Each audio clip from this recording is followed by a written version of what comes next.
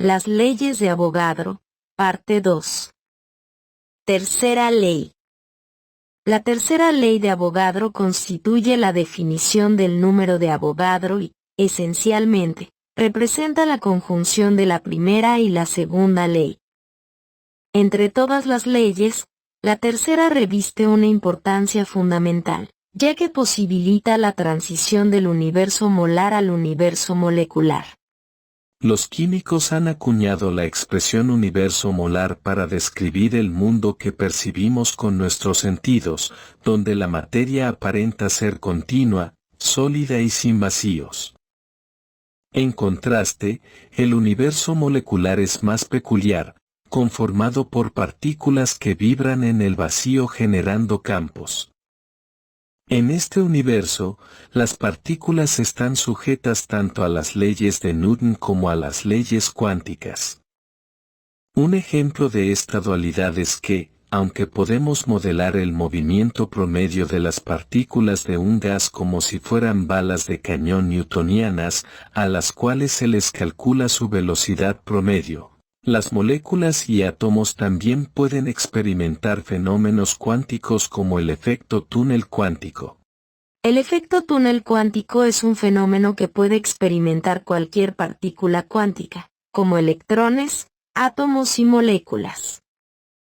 Se refiere a la probabilidad de que una partícula atraviese una barrera de energía, incluso cuando clásicamente no tendría suficiente energía para hacerlo. En términos simples, es como si la partícula atravesara una pared sin la necesidad de tener energía suficiente para superarla.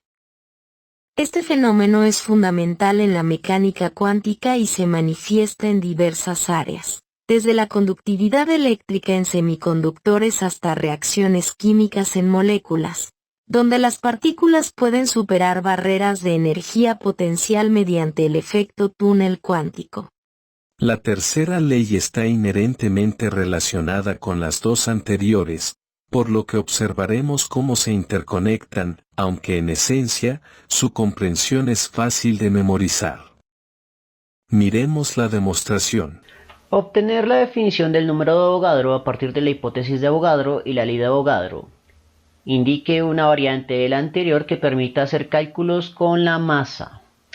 Muy bien, entonces vamos a comenzar escribiendo esas expresiones. A la izquierda tenemos una expresión moderna de lo que sería la hipótesis de Avogadro y que nosotros denominamos la primera ley de Avogadro. El volumen del sistema gaseoso es igual a una constante que es el volumen de una partícula única multiplicada por el número de partículas del sistema. La ley de Avogadro o segunda ley de Avogadro, según nuestro curso, establece que el volumen de un sistema gaseoso es igual al volumen molar multiplicado por la cantidad de sustancia. Entonces lo que vamos a hacer es reemplazar el volumen igualando ambas ecuaciones, que es básicamente una igualación algebraica. Entonces tomo la hipótesis de Avogadro o primera ley de Avogadro y en el volumen reemplazo lo que vale en la segunda ley de Avogadro. En este punto normalmente lo que necesito es despejar número de entidades, así que paso el volumen de una partícula única a dividir. En ese punto reconocemos que volumen molar y volumen de una partícula única son constantes, y cualquier operación entre constantes da como resultado una nueva constante. De hecho, la constante que obtenemos en este caso es una constante universal, número de Avogadro. Y expresamos la ecuación de manera elegante, es decir, la variable dependiente expresada a la izquierda. Simplemente giramos la ecuación sobre el eje de la igualdad, no afecta nada, pues es solo un cambio cosmético. Con lo cual obtenemos la tercera ley de Avogadro, que es la propia definición del número de Avogadro. Pues si despejáramos la constante número de Avogadro, su definición establece que es el cociente que ocurre entre el número de entidades y la cantidad de sustancia. Es por eso que las unidades de número de Avogadro es 1 sobre mol, porque el número de entidades no tiene unidades y cantidad de sustancia tiene unidades de mol, pero quedaría dividiendo. Por eso 1 de cantidad de número de entidades sobre mol de cantidad de sustancia. Adicionalmente nos piden una variante que nos permita hacer cálculos con masa. Recuerde que cantidad de sustancia, aunque es un parámetro útil para hacer cálculos en reacciones químicas, no es muy bueno para un laboratorio porque no tenemos balanzas de moles, tenemos balanzas para gramos. La relación de cantidad de sustancia y masa es la propia masa molar, es decir, el cociente entre la masa y la cantidad de sustancia. Como pretendo reemplazar cantidad de sustancia, voy a despejar cantidad de sustancia de la definición de masa molar. Paso la cantidad de sustancia a multiplicar y la masa molar a dividir, lo cual me permite reemplazar cantidad de sustancia en la tercera ley de Avogadro, con lo cual pues reemplazo y obtengo la variante que me pide el enunciado, que establece que el número de entidades, normalmente el número de moléculas, va a ser igual al número de Avogadro multiplicado por la masa del sistema sobre la masa molar. Ahora miremos un ejercicio trivial. Calcule el número de moléculas de agua presentes en 200 gramos de agua pura y nos dan 4 opciones de respuesta. Para resolver este ejercicio vamos a emplear una variante de la tercera ley de Avogadro que demostramos en videos anteriores, que es la ecuación en amarillo. Entonces, en este caso, voy a colocar subíndices de I porque aquí la identidad de la sustancia es relevante, siendo la sustancia I igual a agua. Por lo tanto, voy a necesitar calcular la masa molar del agua. Entonces, concentrémonos en el cálculo de la masa molar de una molécula. Va a ser igual a la constante de masa molar por la suma de productos del peso atómico del elemento por el subíndice del elemento. Así que procedemos a resolver esa operación para el agua. La constante de masa molar es 1 gramo sobre mol, que puedo reemplazar simplemente como gramo sobre mol, porque el 1 se puede ignorar en multiplicaciones. Ahora procedemos a la suma. Vamos a proceder con el primer elemento en el agua. Vamos a necesitar la fórmula molecular del agua, que el enunciado no la da, pero que debemos saber, H2O. Entonces, la masa relativa del hidrógeno es 1.008, que vamos a redondear a 1, por el subíndice del elemento, que es un 2, más la masa relativa del oxígeno es 16, por el subíndice del elemento, que no está dado, por lo tanto es un 1, y un 1 en multiplicaciones lo podemos ignorar. Lo único que queda es operar la aritmética. 2 por 1 es igual a 2, más 16 es 18. Las unidades que quedan, gramos sobre mol. Por lo tanto, ya tenemos la masa molar del agua. Tenemos la masa de agua y el número de Avogadro es una constante conocida. Así que ya podemos hacer el cálculo principal.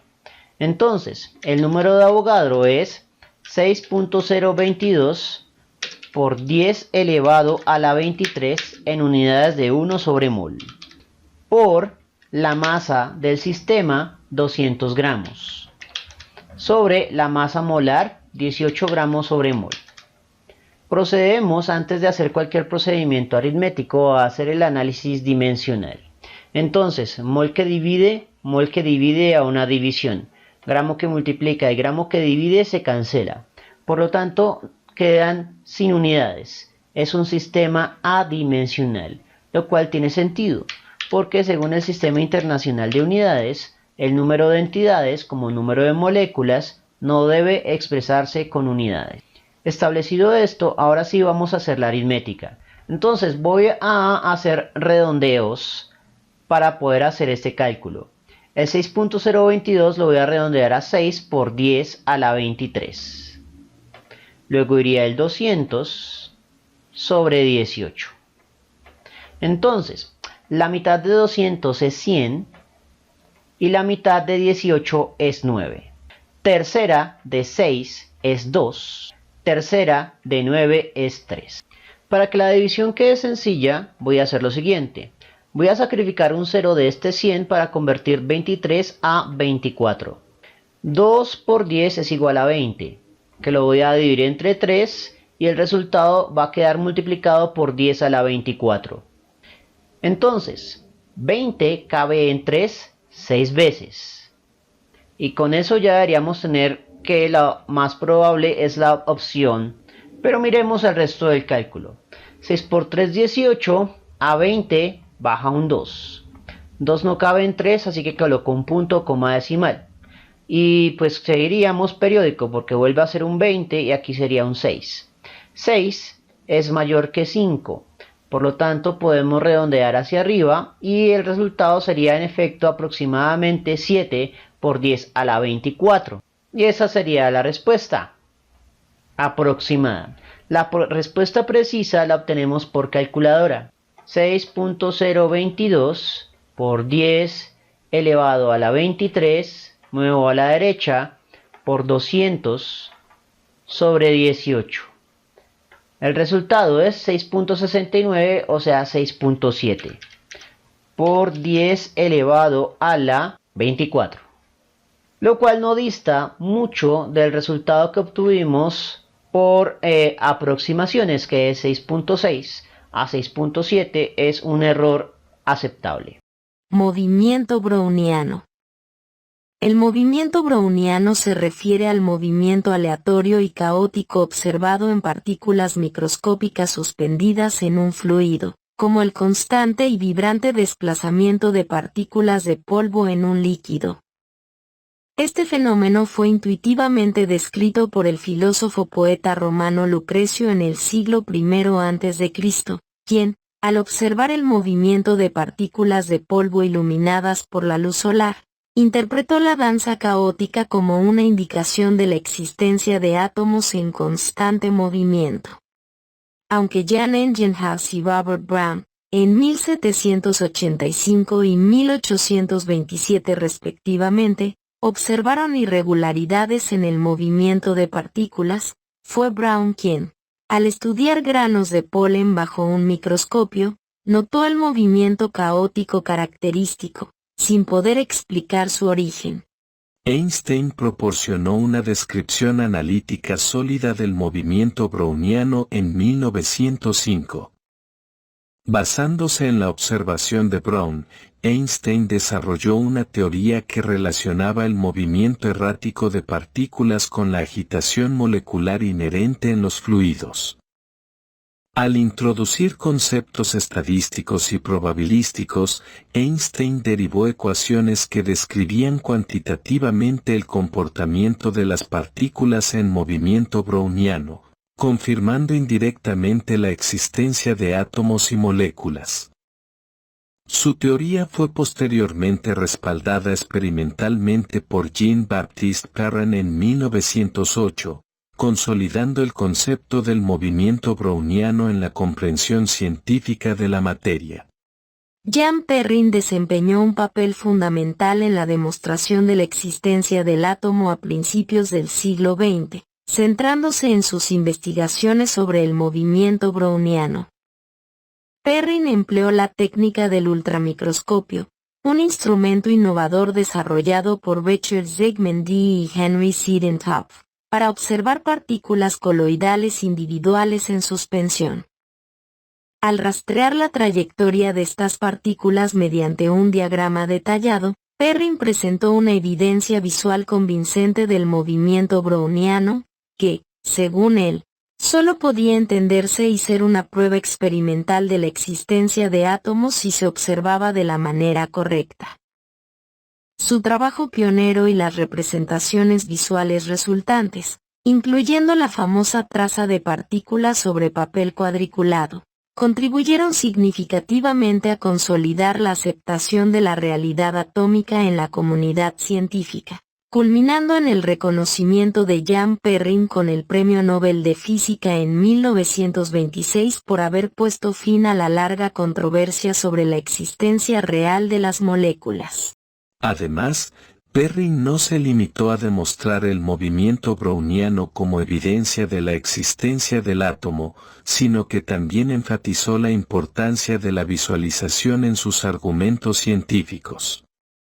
Reconoció que, aunque los átomos y las moléculas nunca se observaron directamente, las representaciones visuales, como los diagramas y películas que produjo, jugaron un papel crucial en la persuasión y en la comprensión de la realidad submicroscópica.